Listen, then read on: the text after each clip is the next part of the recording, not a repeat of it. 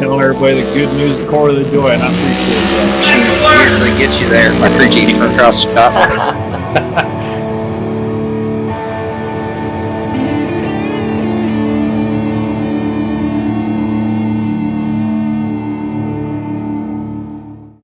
What's going on, y'all? This is Josh from Team Super Shoe, and welcome back to another episode of the Shoe Show. We're not talking about shoes that you would run in like Hoka's into a marathon or half marathon. No, we are talking about the one and only Core of the Joy, the Super Shoe of NASCAR, and just anything NASCAR related.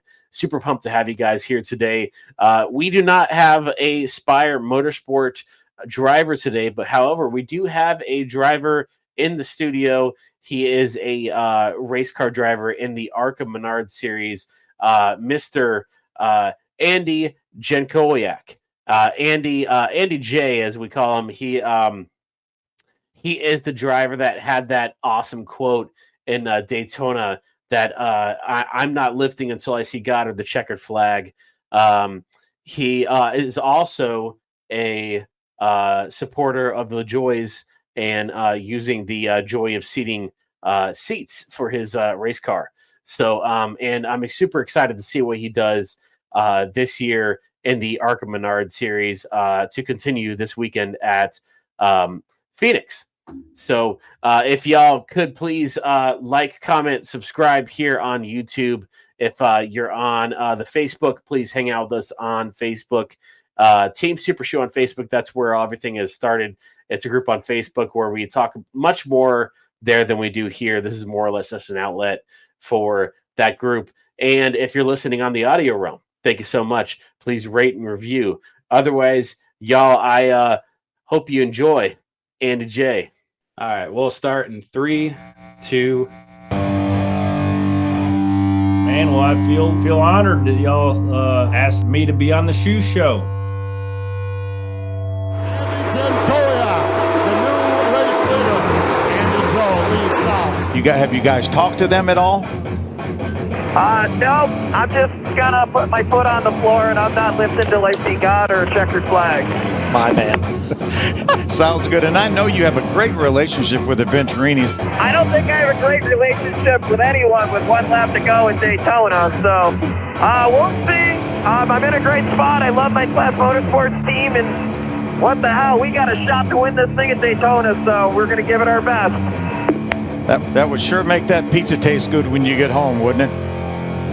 Yes, sir. All right, y'all, we are back, and we are talking to the ARCA superstar that we saw in Daytona International Speedway, Mr. Andy Jankowiak. Is that how I say it, right? Jankowiak, it's close enough. Yeah. Well, I hear everybody say Andy J, so we'll just stick to that. So, That's man, why. I appreciate you coming to the show. This is a show that we normally talk about Core of the Joy and anything Spire related, but got our attention. We had a live Daytona show, and during the Daytona was supposed to be the Daytona 500 Sunday, and we were talking about just racing that was happening that weekend. And you had that quote right before the green-white-checkered at the ARCA race that I'm not listening until I see God or a checkered flag, and I was like, hell yeah! So we need more people like you around here, and then afterwards, through some buddies that are in the Joie of Seating, they had talked about, they kind of boosted you up on social media saying, look at this guy that's, running our seats. And I was like, oh, awesome. So we can bring you on not only to talk about your story, but also you kind of have that Joie of Seating link. So, man, it's pretty cool. So, Yeah, no, I appreciate that. I appreciate the shirt sale over there, by the way. I like the 7-Eleven hat too, and I get the Don LaJoie reference. Danbury Fair Arena. No, just thrilled to be on and happy to be talking to you guys. Certainly Daytona was pretty wild. I didn't really know what was gonna become from all that. They with the interview, none of that was planned. It was a 1-lap dash for all the marbles at Daytona, and I thought I had a pretty good plan there. And I don't know, I think everyone must have listened to me, or that my competitors must have heard me say that, because I don't think anybody lifted on the backstretch there. So, I said it, and I said probably what most of us were thinking. Yeah, that's awesome, man. And what about your the link with Joie of Seating? Have you been using them for a while?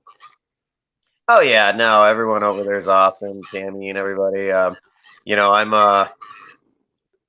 a racer that usually shops for the best deals. So they treat me really good, and I usually buy stuff secondhand. So we're always try to find LaJoy seats. Not always every single time, but those are the ones that we definitely try to go after, and certainly everyone over there with a modified racing background, they take good care of us.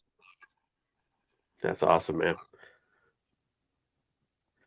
Well, something else that we've also noticed about you is you recently competed in the indoor karting league. Was it in January or so? Indoor Auto Racing League. Yeah. Tell us about that.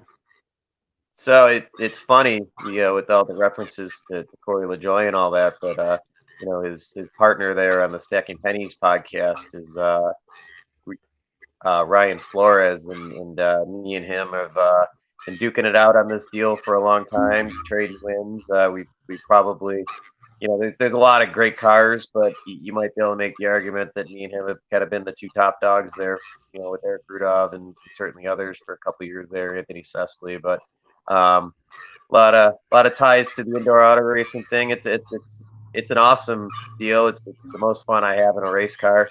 You only get to do it a couple times a year, and we put a lot into it, and it's cool to have some success brought back from that.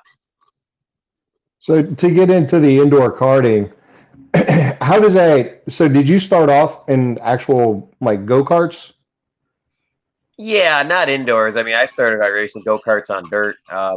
We race these cars, these TQ midgets outdoors around here with the Mighty Midget Series, and 2 or 3 times a year, kind of depending on how the schedule falls with the arenas. We do an indoor series, and like I said, it'll be 2 to 3 weekends a year. It's a big undertaking. It's actually done by Area Auto Racing News and the Salmons family. They put it all on, and they basically convert hockey arenas into racetracks, and it's a pretty massive undertaking. There's not a lot of series that come in and build the track and then have to take the track back down after and clean it all up and get ready for the ice show the next day or wherever it is going on in there. But it's a cool deal. It's definitely different. We have to kind of make do with what we got, and it kind of makes it kind of fun. Like one place we pit in a parking garage, and another place we pit in another building, and one place we're hoping to go back to in Syracuse, we would pit right in the same building. So it takes a little bit of creativity, and there's one track where I can get out of my car after the heat race, walk over to an elevator, hit a button, I'm in my hotel room, and it sort of has a different flavor to it. But the Salmons family, they put up some good purses, and it attracts a lot of good drivers, and it's some stiff competition, and it's definitely rewarding when you can get one of them wins. So it keeps you hungry, keeps it interesting, and makes it a lot of fun. And the way they do it with those cars, there's a lot of ingenuity going on, and we like to build our own stuff, so it fits right into kind of what we like to do. So we put a lot into it, and it's a lot of fun.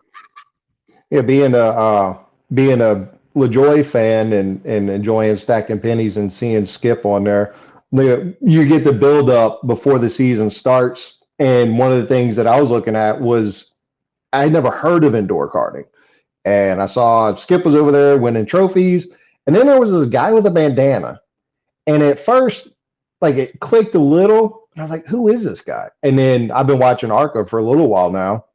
I was like. And I was researching for this interview. I was like, oh, Andy J, the pizza guy. Because I got to ask, how is it frustrating that like 2 or 3 other guys are getting dubbed as the pizza man, knowing that you're the OG pizza man? I've never wanted for the distinction. It's just my line of work. they actually I've been at the same place for 17 years now, and they sponsor my car, and they're really cool about letting me come and go as I please with the schedule, and I make really good money at it when I'm here, and I can disappear for a month, so it's just always worked good for me. I think I think it's a lot of fun. I think it's sort of become an identity of somebody kind of doing a real blue collar job, and getting this opportunity to compete in the ARCA series as well at the same time. And I think there's a lot of, I think if you think back in the day, there's probably a lot of guys in the truck series and series that used to, have full-time jobs and go race on NASCAR on the weekend. And maybe there's not that as many people doing that anymore. So I don't think it's, I think the interest that people have in it isn't necessarily to do with the job itself, but just kind of the blue collar nature, just being a guy that goes to work and comes home and works on his race cars, and somehow with a little bit of luck and some really good people behind me, and everybody at Class Motorsports, I've got this opportunity to go compete at tracks like Daytona and Talladega and Charlotte, and come home and go back to work. So I think there's a lot of people that want to identify with a guy like that, and it's just kind of what works for me, and it's I just like sharing it with everybody.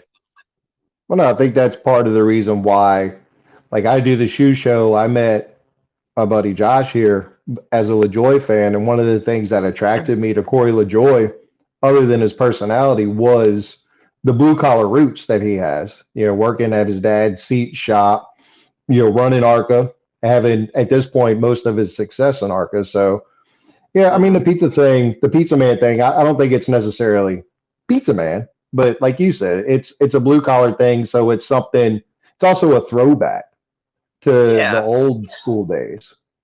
Yeah, no, and it definitely, and like I say, it's a job that has its own character for sure, and it's fun to talk about, and I love it. I love going to work, and I love what I do, and it makes it kind of a fun topic on a race day, and there's a connection with driving cars, and if working with as many pizza guys as I've worked with, I would say there's a tendency that the pizza guys are kind of the partiers. They're a little bit more wild, and that's certainly true of race car drivers. So I think there's a little bit of a connection there probably too. So where are you at with your modified stuff? Has that kind of taken a side seat to the ARCA stuff for the time being? Because y'all are still trying to get all 20 races this year, correct?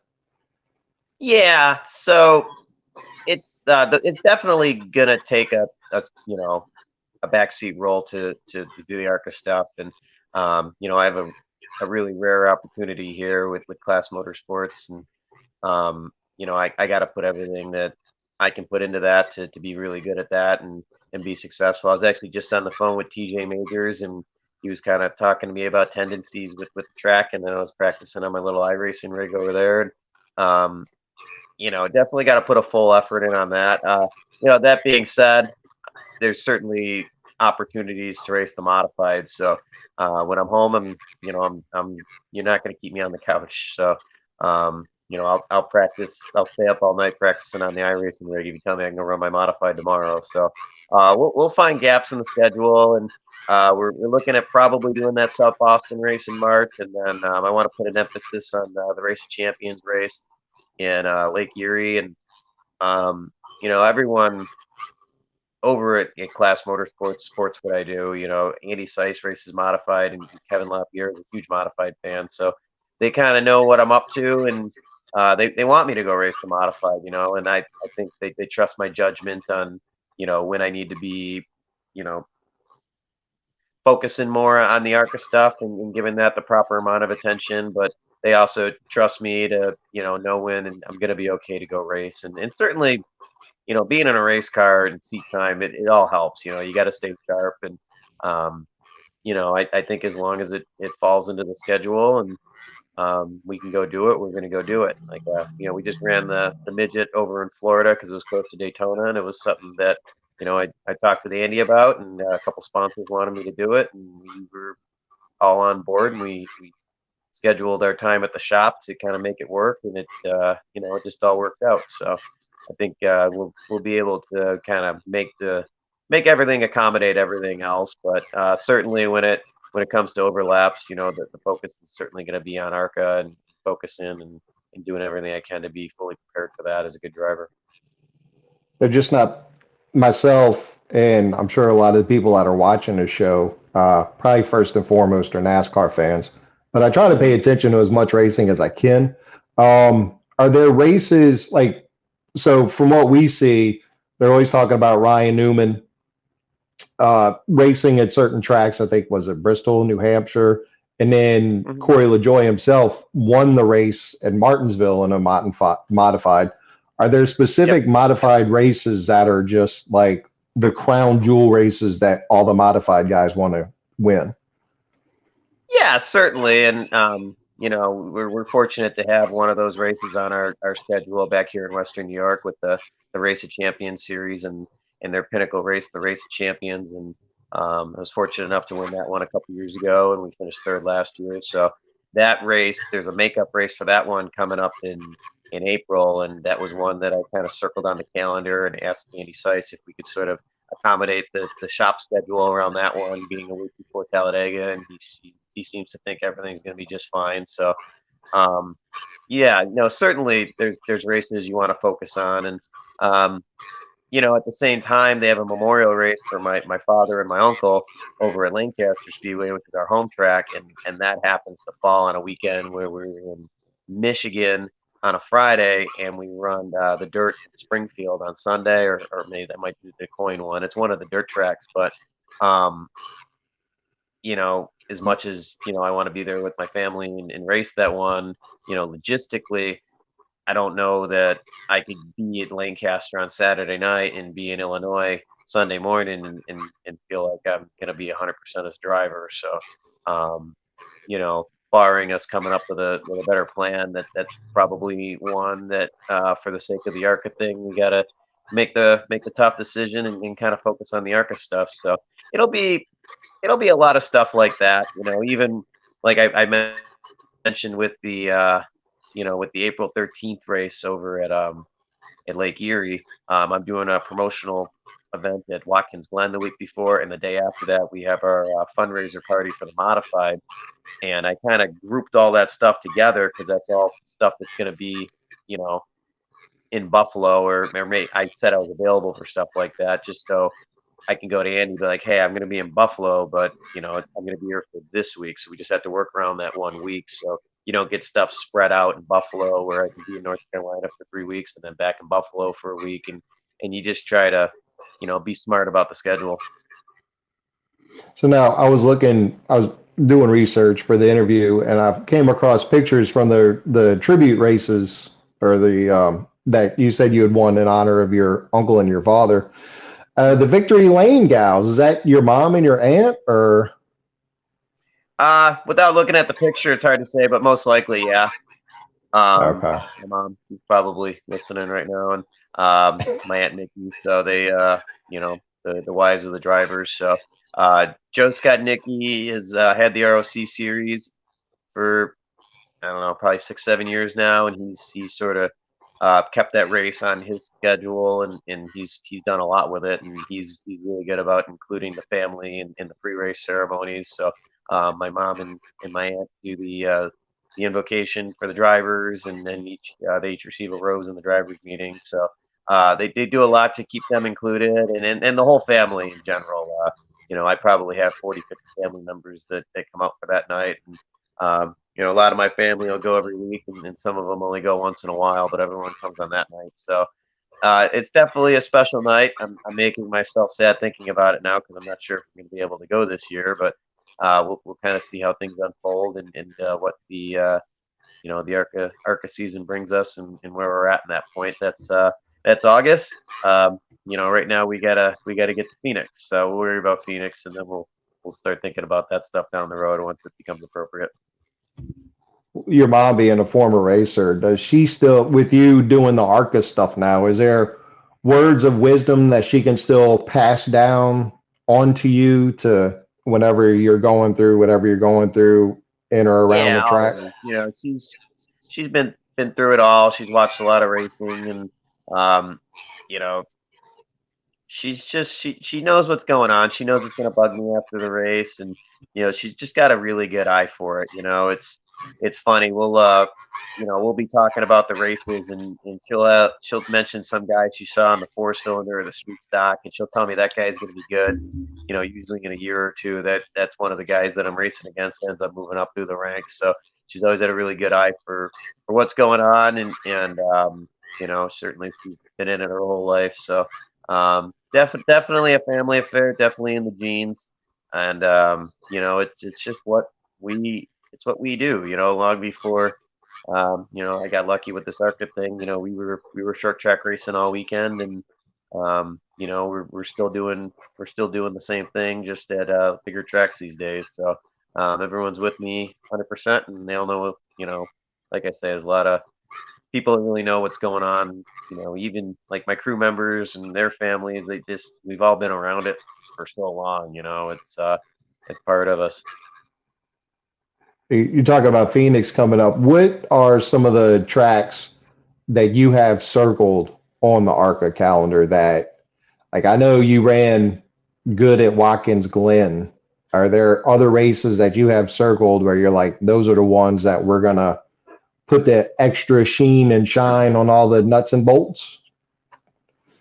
The obviously, Daytona, and certainly the super speedway races, just for where we're at, that's been our strongest program here definitely last year, and so the super speedway races are ones where you always think maybe you could sneak one, but we've been really good on the intermediate stuff, so we feel really good going in a lot of those races. We had some work to do on our short track program. So that was where a lot of our focus went in the off season, was getting that car, kind of going through that car, and we rebuilt that car, and that's the one we're bringing to Phoenix this weekend. So we put a lot of focus on that. But to me, man, I'm all in on the next race. Whatever's coming up, if it's Atlantic City or Daytona or Phoenix, once I get past one race, I take everything I can from it, try to learn, and I just get 100% on the next race. So only thing I'm really thinking right now is Phoenix. So I'm pretty good about zeroing in on whatever comes next, and focusing and giving whatever I can to each race. And, certainly, you try to do that best you can, and certainly there's a lot of things going on during the race season, but I'd say my biggest race is always going to be the next one. So except for Daytona, you get pretty amped up for Daytona for sure. I think that was Enzo Ferrari's famous quote when asked something to the effect of what race is the most important or whatever, and it's like the next race, something like that. Yeah, but I think about that stuff, because I get, like going into Daytona, I was just so like deadlocked on Daytona, just thinking, okay, like if I get to this spot, I'm going to make this move. I get to that spot, I'm going to make that move. And even during the race, I'm on the radio with TJ, and we're kind of going back and forth, and I'm telling what I'm feeling out there, what I'm thinking, and you get really locked in, and you hope you can bring that same focus to every single race. And I feel like I do as good as probably anybody, getting everything I can out of it. And like I say, it's tough because you gotta be human a little bit too. You gotta relax and not think about racing 24/7. Otherwise, you get a little burned out on it for sure. But I think I do a pretty good job of getting focused on the next one, and I've had a couple weeks here to think about Phoenix, and it's actually nice. Usually I'm in the shop the week before the race. It's nice to be home this week, and I was talking with TJ, and I asked him a lot of questions, which just things I've already been thinking about, and he's always good about giving me answers, and I feel really good about going in there. Something we thought that was kind of cool that we found out about you is that you name your race cars. We read that it was like Mary, and there was Debbie, What's the name for the Phoenix race car? Phoenix race car is Debbie. So Okay. when we first debuted that car, we painted it like my mom's street stock, and my mom's Debbie. So it's funny because I don't really name my short track cars. I think when I grew up, I always remembered Rusty Wallace had the one car Midnight, and I knew a lot of the NASCAR guys had names for their cars. So when I got into NASCAR, it probably just kind of came from that. And then Andy Seiss, he likes to put little decals on them, like chassis 001, chassis 002, and I'm just like, oh man, that is so boring. Like we gotta do something about that. So I push the name thing, and they like to be the NASCAR guys and kind of keep it more official. So they kind of meet me in the middle. So they'll say like chassis 001, and then they'll be like W or whatever. But I sort of push it along because I refuse to acknowledge the cars by their chassis number. When they ask me for a part, and they're like, "Oh, what car are you working on?" I'm like, "Well, I'm working on Jaws," and they got to think about it for a minute. I'm like, "Yeah, see, that one's Jaws." So I'm starting to swing them a little bit. They'll call Debbie Debbie. They do call Jaws Jaws. The other three, I usually got to fight them on a little bit, but it's an erosion process. I'll wear them out. Awesome. How are you feeling about this weekend with Phoenix coming up? I feel really good. Like I say, we put a lot of work into that car, so I'm excited to see how everything's going to go. And, I think the biggest thing is just going to be getting onto the new track and just doing the right things and hitting my marks. Just talking to PJ, like I said, it's easy to overdrive 3, and you got to be able to carry speed out of there. So if you miss that, you kind of screw up your whole lap. Kind of similar to Pocono in a way, where you're even in the road course stuff, where it's not so much about getting through the corner fast; it's about getting out of the corner fast. And because if you go down that straightaway, if you come out of it 3 miles an hour slower, you're 3 miles an hour slower for that whole long straightaway, and even the front with the dog leg, you're just losing so much time. So. It's going to be an exciting challenge. There's 44 cars entered, and there's going to be the ARCA West series is pretty strong, and it's an ARCA West race. So there's going to be 44 cars, but there's going to be more good cars, really good cars than we're probably used to seeing. So sometimes we get bigger numbers, but maybe not. The field isn't as deep quality wise, and I think this is going to be an instance where you're gonna have to battle probably all the way through the field. So I think it'll be a good experience. I think if we have ambitions of going a little bit further and racing in higher divisions, this is going to be closer to what we're going to be dealing with. So it'll be good for me, good for the team, and it's always exciting to go to a race and have a big field like that. Just makes it that much more exciting and puts the pressure on us, and we'll be a little bit better for it.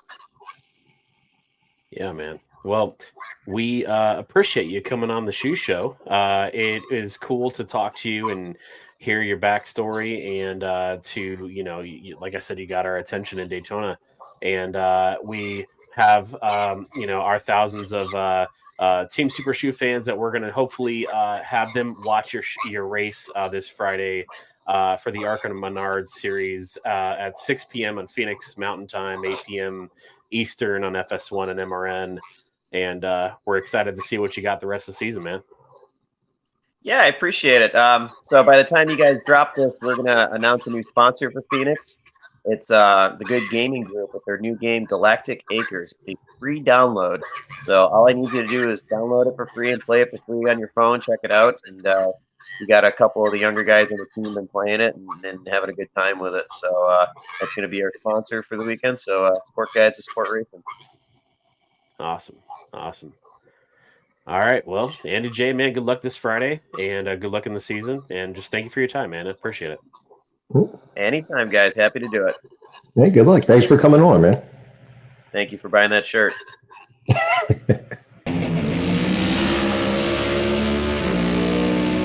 Andy J, once again, thank you so much for taking the time out of your busy day to hang out with us on the Shoe Show. It means a lot that you talk to us and give us kind of your insights. You have one hell of a story, and it means a lot to hear from you. And I look forward to the rest of the ARCA season and I look forward to cheering you on, man.